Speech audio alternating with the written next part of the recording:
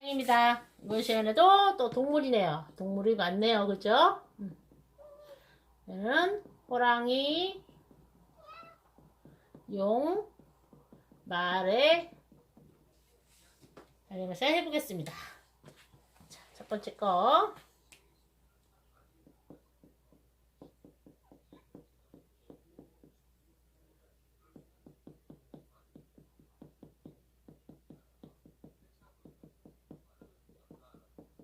자, 호랑이도 제 말하면 온다.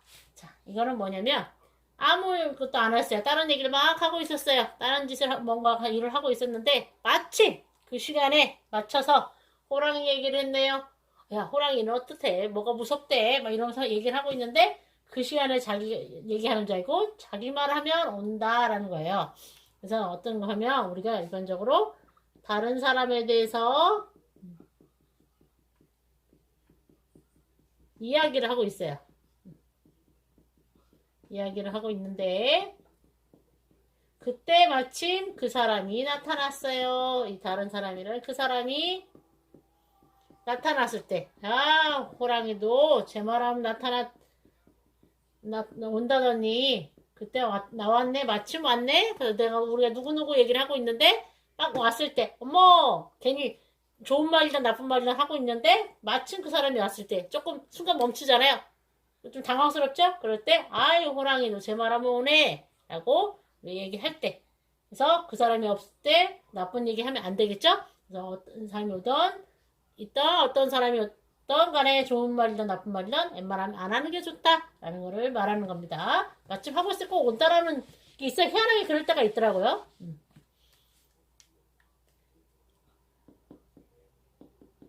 호랑이 굴에 가야 호랑이 새끼를 잡는다. 자, 우리가 호랑이 새끼를 잡고 싶어요. 그죠? 뭐 얘를 잡는 게 목적이잖아요. 그죠? 근데 얘를 잡으려면 호랑이가 사는 굴에 동굴에 가야 되겠죠?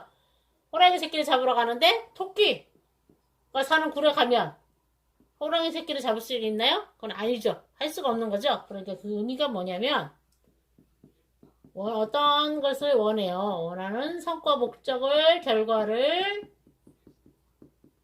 얻고 싶다. 그러면 뭐예요? 그에 맞는 일을 해야 된다라는 거죠. 우리가 꿈 있잖아요. 나는 뭔가 어떠한 일을 하고 싶어. 선생님이 되고 싶어. 그런데 엉뚱한 데 가서 다른 일을 하면 선생님 될 수가 없잖아요. 선생님 되게끔 할 수 있는 어떠한 그거에 맞는 공부를 해야 되겠죠. 그죠? 내가 공무원이 되고 싶어? 그럼 공무원이 되고 해야 되는 그게 맞는 공부를 해야 되지. 엉뚱한 거 다른 거 하면서 머릿속으로만 난 뭐가 되고 싶어, 뭐가 되고 싶어 하면 그거 결과가 나오지 않는다는 거죠. 그 얘기를 하는 겁니다. 자, 어떤 일을 할지 우리가 나이 먹게 잘 늙어갈 수 있고 싶으면 그게 맞는 올바른 길이라든가 어떤 일을 찾아서 하고 가는 것도 중요하겠죠. 자, 그래서 그거에 맞는 내가 뭔가 하고 싶은 거에 맞는 일을 해야 된다. 엉뚱한 거에 시간 낭비하지 마라. 라는 소리죠. 호랑이에게 물려가도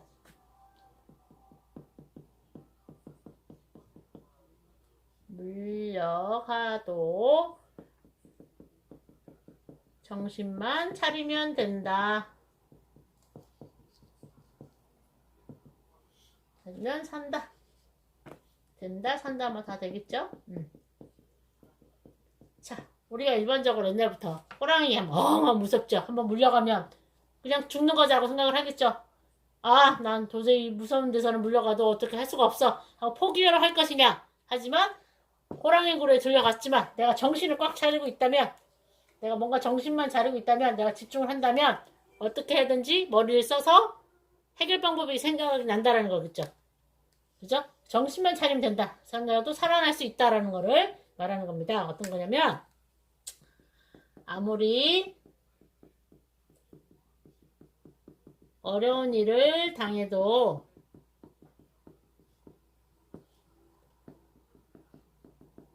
정신만 똑바로 차리면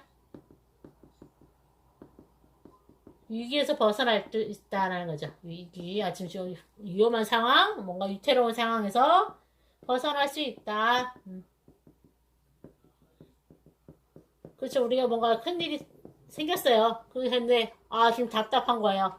내 큰일에는, 뭐 사람마다 다르겠죠. 큰일이라는 게, 그거를 호랑이로 비유를 해서, 물려가도 내가 어떠한 상황에, 어려운 일에 속에 지금 닥쳐 있지만, 내가 마주하고 있지만, 정신을 똑바로 차려서, 이거를 어떻게 하면 벗어나야지, 어떻게 하면 여기 벗어날 수 있겠지라고 생각하면 해결할 수 있다는 겁니다. 자, 이거는 굉장히 정신을 차려라, 집중해라 라는 말이 포함되어 있는 문장입니다. 자, 호랑이들 같은 경우는 약간 무서운 거에서 그걸 조금 정신을 차려라 라는 걸로 좀 많이 의미가 되네요. 그 다음에 하룻강아지 범 무서운 줄 모른다.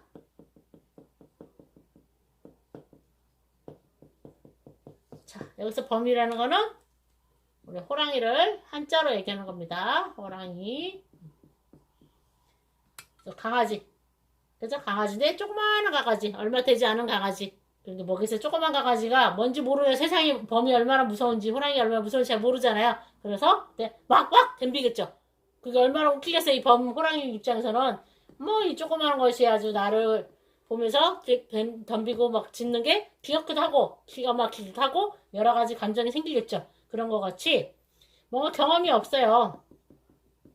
경험도 적고 세상을 잘 몰라요. 이게 잘 모르는 사람이 어떻게 보면 더 용감할 수가 있겠죠. 사람이 상대가 어떤지 몰라요. 지금 내 앞에 있는 상대가 어떠한 상대인지 모르고 어떤지도 모르고 그 앞에서 겁없이 행동을 하는 거예요. 우리여서 영화 같은 데 보면 막 그 동네 깡패들이 막 이렇게 하잖아요. 약한 사람들 괴롭히잖아요. 근데 실제 우리 거기 조직에서 대장들은 주목들은 어때요? 굉장히 조그마해요.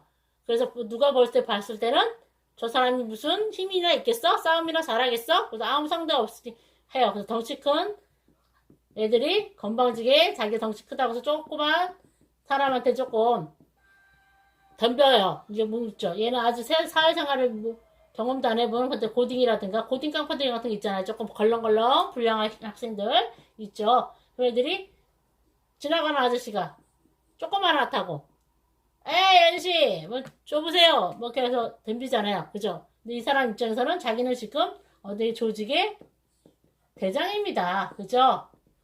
그래서 굉장히 무서운 사람이 알고 보면 그죠? 근데 얘는 모르니까 덤비겠죠. 그래서 까불다가 이 사람한테 한대 엄청 떼지겠죠. 박살 나겠죠. 아주. 그래서 이 사람이 하는 말이 이런 하루까지 법무서인지 모르는 놈! 이러겠죠. 내가 누군지 알고 네가 지금 조그마한 것이 까부는 거야. 경험도 없는 것이 까불 수 있고 이런 것도 있고요. 또 아니면은 우리 사회생활 하다 보면 일을 할 때 보면 조금 뭐 좀 안다고 막 나대는 사람 있잖아요. 나 이거 좀 알아? 근데 실제 경험이 있고 지식이 있는 사람들은 조용히 티가 안 난다는 거죠. 그래서 이 사람 볼 때 남들이 볼 때도 얘가 이 사람한테 까부는 모습이 되게 웃기다는 거죠. 그래서 이 사람한테 야 너 하룻강아지가 이 사람같이 큰 사람을 몰라보는구나. 진짜 큰 사람인 걸 몰라보는구나. 하룻강아지 법무서운지 모른다. 그런 때도 많이 쓰고 있다는 거 알아두시면 되겠습니다. 그래도 가끔 많이 써요. 그래서 좀 밑에가 좀 귀엽다고 표현하면 돌려서 얘기한 거지만 아주 까분다고 할 때 말을 하겠죠.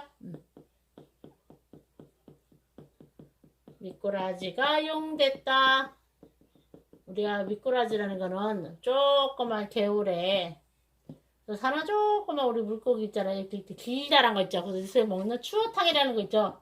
식당 이름 보면 음식 이름 보면 추어탕이라는 게 재료가 되는 게 미꾸라지입니다. 얼마나 조그마한 그거겠죠. 근데 그것이 용이라는 건 엄청 크잖아요. 요만큼에서 이렇게 크지 하나로 올라가는 용이잖아요. 이 조그만 것이 이렇게 크게 됐다. 대단하게 됐다. 조그만 별거 아니었던 것이 정말 큰 스이 됐다. 사람이 크게 됐다 할 때 많이 쓰고 있습니다. 그래서 우리가 예전에 보면 얘를 보잘것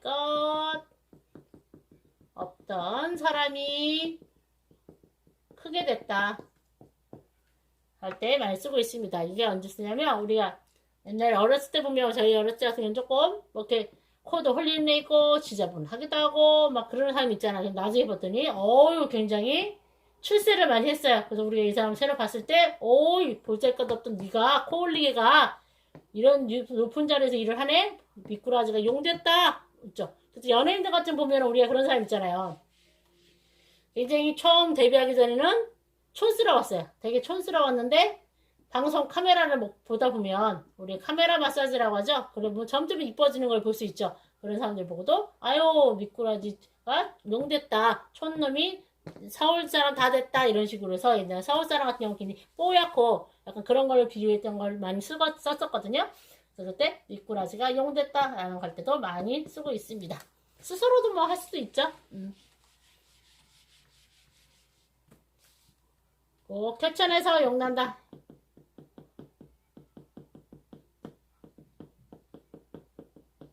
자, 아까 앞에 말하고 미꾸라지가 용됐다고 비슷한 건데요. 개천이라는 건 조그만 물 흐르는 강가잖아요. 여기서 용이랑 큰 것이 살 수가 없죠. 근데 거기서 나오면서 용이 돼서 나온 거니까 걔도 잘났다, 출세 없다 했다라는 걸 표현하는 거죠. 얘도 개천이라는 건 작은 거니까 그렇게 생각을 하세요. 보잘것없는 환경. 예전 같은 경우는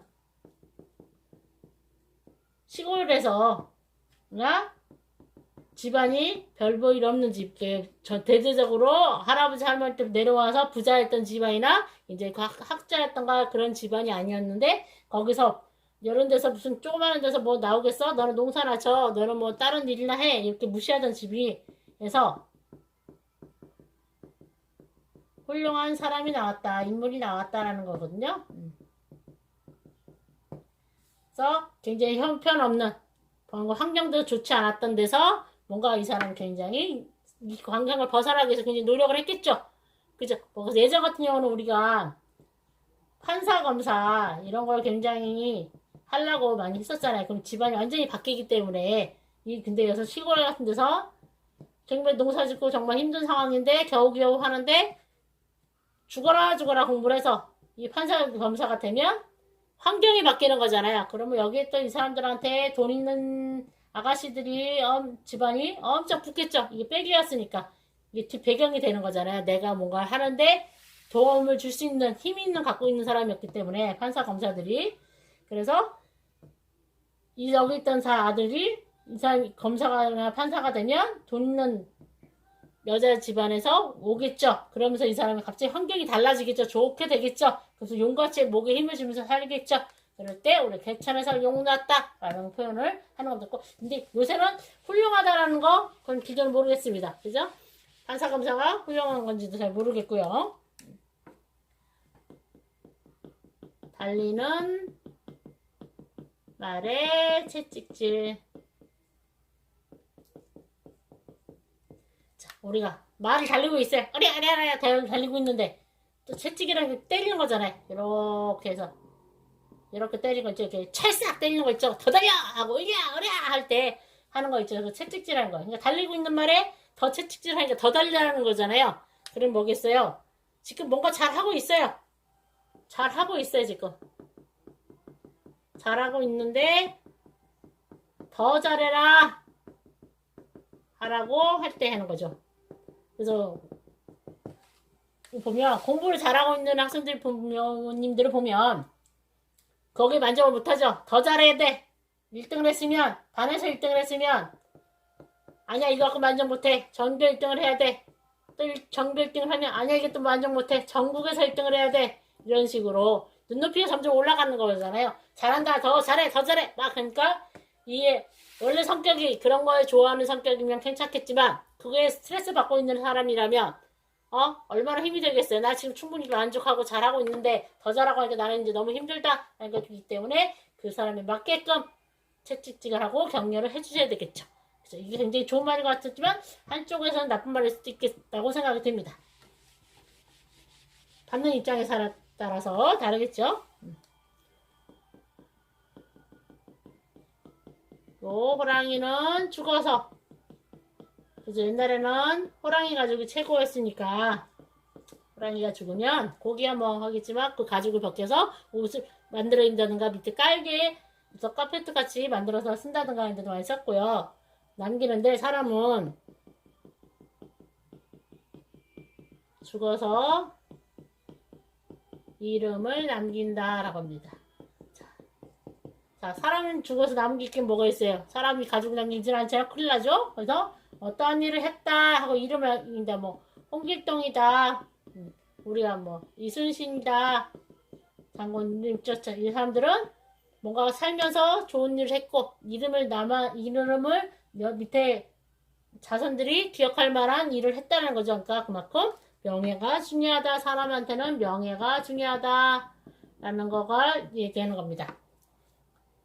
근데 이 이름을 남기기 위해서 하는데 좋은 걸로 해서 이름을 남기면 좋겠죠. 근데 요새 정치하신 분들 보면 좋게 해서 이름 남기는 게 아닌 것 같은 별로 모르겠습니다. 꼭 굳이 이름을 남겨야 될 건지 저는 모르겠네요. 자기가 이만큼 살면 잘 살았다라고 느끼는 게 제일 행복하지 하지 않을까. 꼭 이름 남기는 게 중요한 걸까? 라고 생각이 좀 듭니다.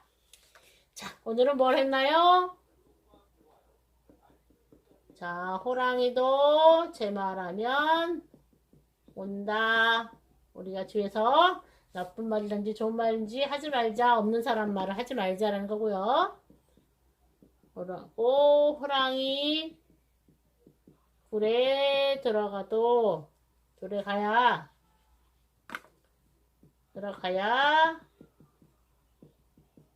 호랑이 새끼를 잡는다. 거기에 뭔가 하는 거에 목적에 맞는 일을 해야 된다라는 거 얘기하는 거고요.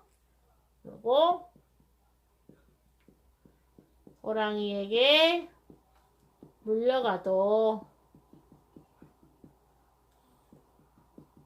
정신만 차리면 된다. 뭔가 위기에 닥쳤지만 그거에서 정신을 똑바로 차리면 그 상황에서 벗어날 수 있다. 위기에서 극복할 수 있다. 라는 거고 하룻강아지 무서운지 모른다. 세상에 경험이 적은 자기가 겪은 경험이 자기 최고인 줄 알고 정말 경험이 많고 지식이 높은 사람 앞에서 잘난 척한다. 건방을 떤다. 까불지 말라는 소리입니다. 미꾸라지가 용됐다.